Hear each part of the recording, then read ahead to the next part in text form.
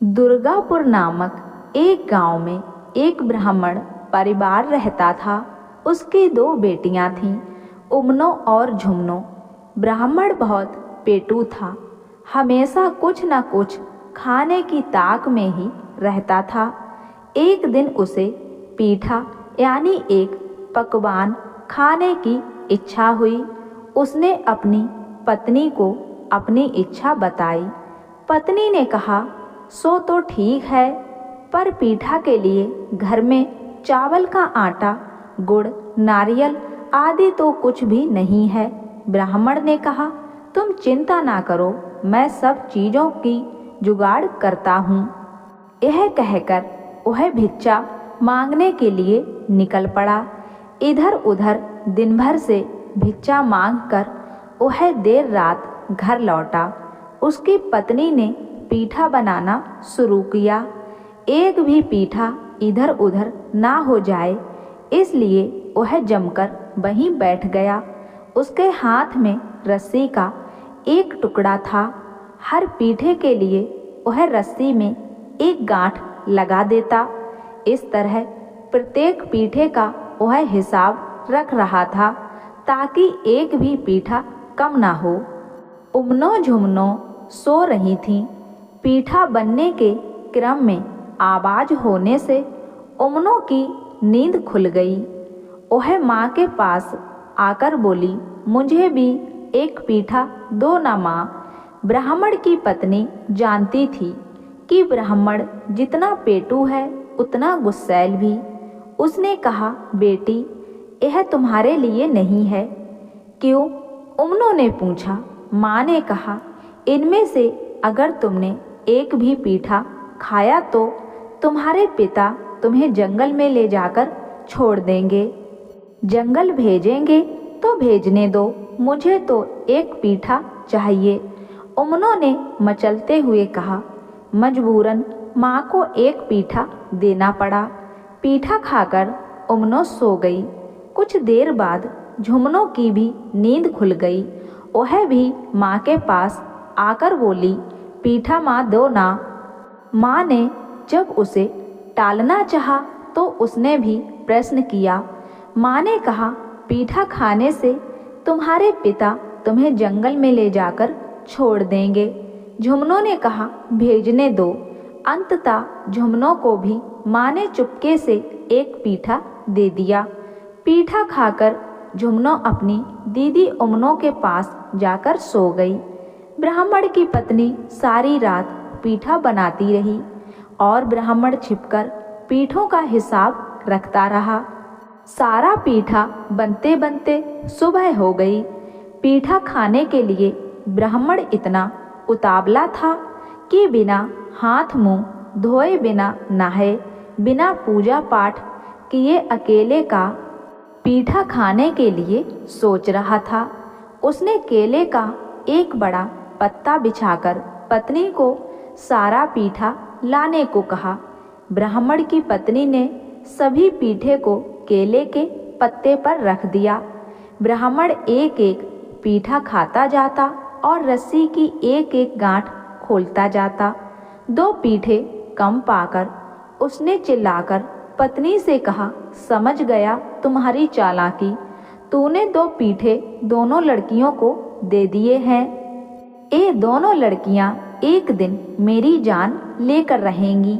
दूसरे दिन सुबह ब्राह्मण ने दोनों बेटियों को बुलाकर कहा, चलो तुम्हें तुम्हारे बुआ के घर लेकर चलते हैं। यह सुनकर दोनों अबाक रह गईं। आश्चर्य से उन्होंने पूछा, हमारी कोई बुआ भी है? यह तो हमें मालूम नहीं था। हाँ भाई हाँ, तुम्हें पहले बताया नहीं था। अब चलो जल्दी करो। उमनो झुमनो पहले कभी भी कहीं घूमने नहीं गई थी। बुआ के घर घूमने की बात सुनकर बेझट तैयार हो गईं। ब्राह्मण की पत्नी सब देख और समझ रही थी और आशंकित हो भी रही थी, लेकिन ब्राह्मण के क्रोध के डर से वह कुछ बोल नहीं पा रही थी। विवशता उसकी आंखों से आंसू आ गए और उन्हें पीठा देने के कारण वह मन ही मन स्वयं को कोसने लगी। उमनो झुमनो को ब्राह्मण सारा दिन इधर उधर घुमाता रहा। फिर उन्हें लेकर एक घने जंगल में पहुंचा। तब तक अंधेरा हो चुका था। दोनों बेटियों ने पूछा, बुआ का घर और कितनी दूर है? पिताजी बोलो ना। ब्राह्मण बोला, बस अब हम लोग पहुंचने ही वाले हैं, लेकिन हम लोग अब चल नहीं पाएंगे। दोनों ने कहा, तो फिर तुम लोग उस पेड़ के नीचे थोड़ा आराम कर लो, मेरी गोद में सिर रखकर थोड़ा सा सो लो, उसके बाद हम लोग चलेंगे। ब्राह्मण ने कहा। पिता की बात मानकर दोनों पिता की गोद में सिर रखकर सो गईं। दोनों इतनी थकी थीं कि सोते ही उन्हें गहरी नींद आ गई। सुनहरा अवसर देखकर ब्राह्मण ने उमनो झुमनो का सिर गोद से उठाकर उनके सिरों के नीचे 2 ईंटें रख दी। उसके बाद जेब से एक आलते की शीशी निकालकर आलते को इधर उधर छिड़क दिया। उसने सोचा कि जब दोनों बेटियां उठेंगी तो आलते को खून समझकर सोचेंगी कि कोई बाघ उसके पिता को घायल कर उठा ले गया है। वह अपनी बेटियों को जंगल में छोड़कर घर वापस आ गया। पहले झुमनों की नींद खुली। अपने पिता को वहां ना पाकर वह घबरा गई। उसने सोचा, निश्चय ही पीठा खाने के अपराध के कारण उसके पिता उन्हें जंगल में छोड़कर चले गए हैं। उसने उमनों को जगाया। उसे विश्वास ही नहीं हुआ कि उसके पिता उन्हें इस तरह छोड़कर जा सकते हैं। वह चारों ओर फैले आलते को खून समझकर बोली, लगता है पिताजी को बाघ उठाकर ले गया है। उमनों ने पूछा, फिर हमारे माथे के नीचे नीचे ईंटें कहाँ से आईं? हाँ, यह बात तो है।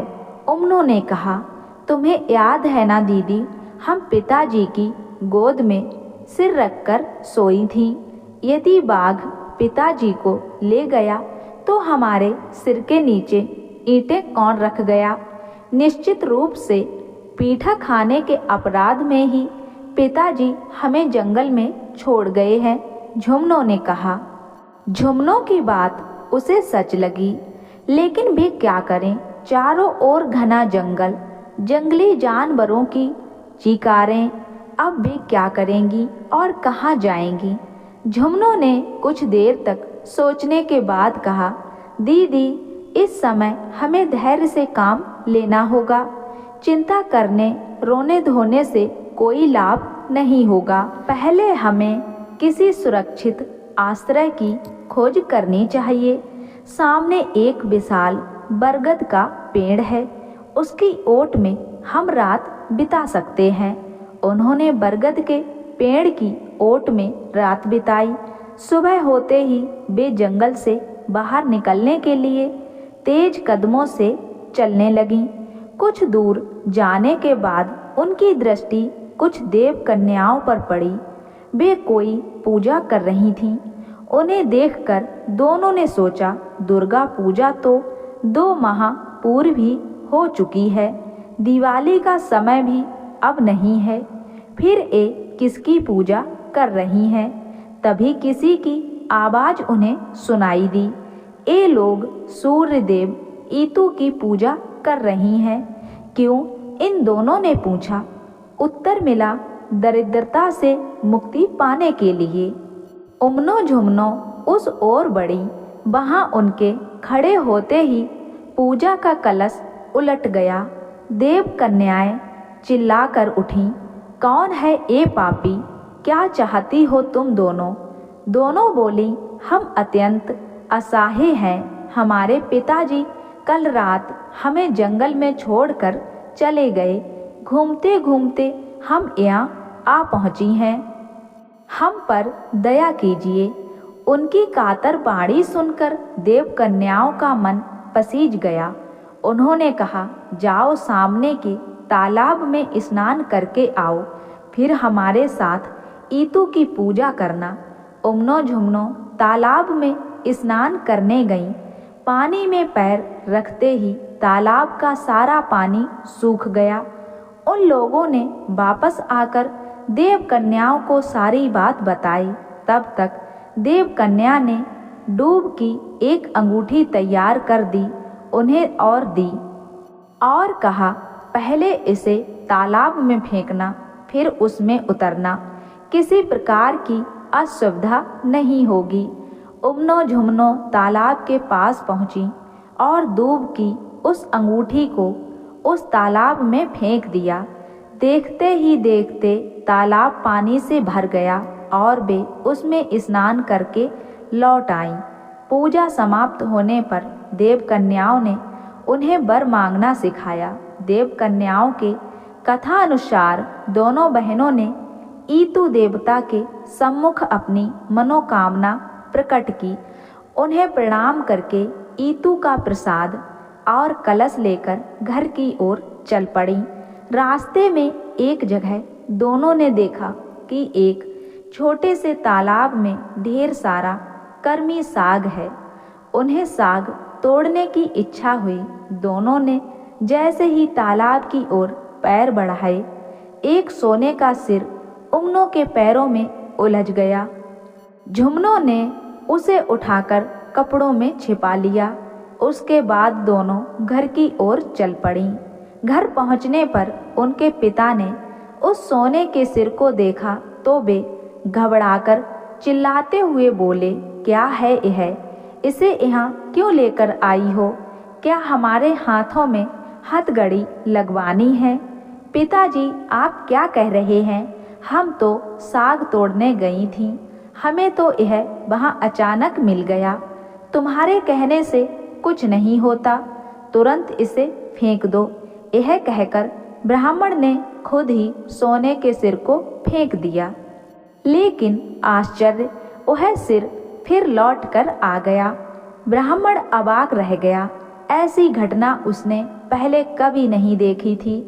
उमनो झुमनों ने जंगल में देव कन्याओं से हुई भेंट और हुई ईतु की पूजा सारी बातें अपने माता पिता को बताईं। ब्राह्मण की पत्नी ने सारी बातें सुनने के बाद बेटियों द्वारा लाए गए ईतु पूजा के कलश को घर में स्थापित कर दिया और वह उसकी पूजा करने लगी। देखते ही देखते उसके घर का सब कुछ बदल गया। ब्राह्मण की पत्नी को चांद सा पुत्र हुआ। ईतु भगवान की कृपा से उमनों का उस देश के राजा के साथ तथा झुमनों का वहाँ के मंत्री के साथ विवाह हो गया। बेटियों के ससुराल जाने से पहले ब्राह्मण ने उनसे पूछा, हाँ तो बेटी, तुम लोगों की कोई इच्छा है तो बोलो। उमनों ने कहा, बहुत दिनों से मांगुर मछली का शोरबा नहीं पिया, खूब इच्छा हो रही है। झुमनों ने कहा, आज अगहन माह का रविवार है, मैं ईतु पूजा करना चाहती हूँ, लेकिन इसके लिए जरूरत का सामान ला दीजिए। ब्राह्मण ने सारा सामान लाकर दे दिया। अपना अपना काम निपटाकर दोनों हाथी पर चढ़कर अपने अपने पति के घर को रवाना हो गईं। उमनो जिस रास्ते से गुजर रही थी उसके चारों ओर महामारी फैल गई थी। लोगों के घर द्वार आग में जलकर गिरने लगे। चोरी डकैती राहजनी चारों ओर होने लगी। दूसरी ओर जिस रास्ते से झुमनो जा रही थी उसके चारों ओर से खुशी की आवाज़ें आ रही थीं। पेड़ पौधे फूलों से लदे थे। खेतों में सोने की फसलें लहला रही थीं। उमनो राजा के साथ राजमहल में आई। राजा की माँ द्वार पर ही सोने की चौकी, सोने की डलिया लेकर खड़ी थी। उमनो ने जैसे ही सोने की चौकी पर पैर रखा, वह लोहे में बदल गई। उमनो के सिर पर सोने की डलिया छुआते ही डलिया भी लोहे में बदल गई। अब सास बड़बड़ाती हुई बोली, ऐसी कुलक्षणी बहू मैंने पहले कभी नहीं देखी। उधर झुमनों के साथ अलग प्रकार की घटनाएं घटीं। मंत्री राजा की तरह संपन्न नहीं थे। बहू का स्वागत करने के लिए मंत्री की माँ के पास ना सोने की चौकी थी ना सोने की डलिया। मंत्री की माँ साधारण सामान लेकर ही खड़ी थी, लेकिन चमत्कार हो गया। झुमनों ने जैसे ही चौकी पर पैर रखा, चौकी सोने की हो गई। डलिया भी सिर से छुआते ही सोने की हो गई। ऐसी सुलक्षणी बहू पाकर सास की खुशी का ठिकाना नहीं रहा। इतना ही नहीं, उमनों को रानी बनाकर लाने के बाद से ही राजा के मानो बुरे दिन आ गए थे। कभी हाथी खाना में हाथी मरने लगे, कभी घुड़साल में घोड़े। राज्य में चारों ओर महामारी फैल गई। लोगों ने आपस में कहना शुरू किया, ऐसी कुलक्षणी बहू तो कभी नहीं देखी, एक एक कर सबको खा जाएगी। राजा को खटका लगा। एक तरफ उसके घर का यह बुरा हाल और दूसरी ओर मंत्री की दिन प्रतिदिन उन्नति। एक दिन राजा ने मंत्री से साफ शब्दों में पूछ ही लिया, यह सब कैसे हो रहा है भाई? मंत्री बोला, यह तो मैं भी नहीं समझ पा रहा हूँ। राजा ने कहा, चाहे जो हो, कुलक्षणी बहू मुझे नहीं चाहिए, कल ही उसकी गर्दन कटवा देना। मंत्री धर्म संकट में पड़ गया, लेकिन राजा का आदेश वह टाल नहीं सकता था। लाचार होकर जल्लाद को बुलाकर उसने राजा के आदेश का पालन करने को कहा, लेकिन जल्लाद को दया आ गई। उसने उमनों को झुमनों के घर के सामने छोड़ दिया और एक कुत्ते को काटकर उसका खून राजा को दिखा दिया। झुमनों ने बड़े प्यार से उमनों को अपने पास बैठाकर उसकी सारी बातें सुनी। फिर कहा, जानती हो दीदी, यह सब ईतू के कोप से हुआ है। झुमनों ने उमनों को अपने ही घर में इस प्रकार छिपाकर रखा कि उसके पति को भी इसकी भनक नहीं लग सकी। इधर ईतू की कृपा से ब्राह्मण ने अपने पुत्र की शादी करने की बात सोची। एक दिन बारात लेकर वह अपने बेटे का विवाह करने निकला। कुछ दूर जाने पर लड़के ने कहा, ओहो, सरौता लाना तो मैं भूल ही गया। ब्राह्मण बोला, कोई बात नहीं, मैं तुरंत लेकर आता हूँ, तुम लोग यहीं प्रतीक्षा करो। ब्राह्मण दौड़ते दौड़ते घर पहुँचा। ब्राह्मण की पत्नी उस समय दरवाजा बंद कर ईतू की पूजा कर रही थी। ब्राह्मण प्रतीक्षा नहीं कर सका, दरवाजा तोड़कर घर में घुसा। गुस्से से वह थर थर काँप रहा था। लाठी के प्रहार से उसने ईतू के कलश को चकनाचूर कर दिया। उसके बाद सरौता लेकर तेजी से उस ओर चल पड़ा जहां उसका बेटा और बाराती इंतजार कर रहे थे, लेकिन वहां कोई नहीं था, ना बाराती ना गाजा बाजा, केवल उसका बेटा खड़ा खड़ा रो रहा था।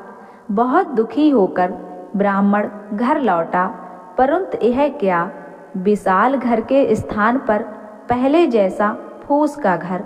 ब्राह्मण हतप्रह रह गया। उसकी पत्नी रोती हुई बोली, ईतू ने जो दिया था सब ले लिया। ब्राह्मण शांत भाव से बोला, जो होना था वह हो गया, सब भूलकर तुम फिर ईतू की पूजा करो। ब्राह्मण की पत्नी दुखी होकर बोली, कैसे करूंगी पूजा, कुछ भी तो घर में नहीं है। ब्राह्मण बोला, चिंता मत करो, मैं सारी व्यवस्था करता हूँ। ब्राह्मण सहायता पाने की आशा में झुमनों के घर गया। बेटी के ठाट बाट देखकर वह दंग रह गया। उसने देखा दासियां सोने के घड़े में जल डालकर झुमनों को नहला रही थीं। ब्राह्मण ने दासियों को अपना परिचय दिया, लेकिन उन्हें उसकी बात पर विश्वास नहीं हुआ। तब ब्राह्मण ने घास की एक अंगूठी बनाकर पास रखे एक घड़े में फेंक दी। जब दासियां झुमनों के सिर पर जल डाल रही थीं, तब एक घड़े से बही घास की अंगूठी गिर पड़ी। झुमनों ने पूछा, क्या है यह, किसने डाला है इसमें? एक दासी बोली, एक आदमी ने, वे बता रहे हैं कि वे आपके पिता हैं। झुमनों ने आदेश दिया, उन्हें जल्दी यहाँ ले आओ। दासियाँ शीघ्र ब्राह्मण को अंदर ले गईं। झुमनों ने अपने पिता का आदर सत्कार किया, फिर बहुत सारा रुपया पैसा सामान देकर ससम्मान उन्हें विदा किया। लेकिन रास्ते में ही डाकुओं ने उसका सब कुछ लूट लिया। बेचारा ब्राह्मण खाली हाथ घर लौटा। पति को खाली हाथ लौटा देखकर उसकी पत्नी ने पूछा, क्या बेटी ने कुछ भी नहीं दिया? ब्राह्मण बोला, दिया तो था, लेकिन डाकुओं ने सब कुछ लूट लिया। अब क्या होगा? इस बार तुम जाओ, ब्राह्मण बोला। ब्राह्मण की पत्नी झुमनों के घर गई। वहाँ उसका बहुत आदर सत्कार हुआ। उसने अपने आने का कारण बताया। झुमनों अपनी माँ को सलाह देती हुई बोली, तुम यहीं ईतू की पूजा करके घर जाना। ब्राह्मण की पत्नी मान गई। उसके बाद पूजा का वही दिन आया। झुमनों ने अपनी दीदी उमनों को उपवास रखने एवं ईतू की पूजा करने को कहा। पूजा के अंत में रविवार के दिन झुमनों ने माँ एवं दीदी को ईतू पूजा करके इच्छुत वर मांगने को कहा। ब्राह्मण की पत्नी ने मांगा, मेरा सभी कुछ पहले जैसा लौट आए। उमनों ने मांगा, मेरा घर जैसा था फिर से वैसा हो जाए। मुझ पर पति की कृपा हो। देखते ही देखते उमनों और ब्राह्मण की पत्नी की इच्छाएं पूर्ण हो गईं। उनके जीवन में किसी भी चीज का अभाव नहीं रहा। तो दोस्तों, इसीलिए कहते हैं कि अगर किसी के लिए भी हम लोग भक्ति भाव रखते हैं तो उसे पूरी श्रद्धा से निभाएं।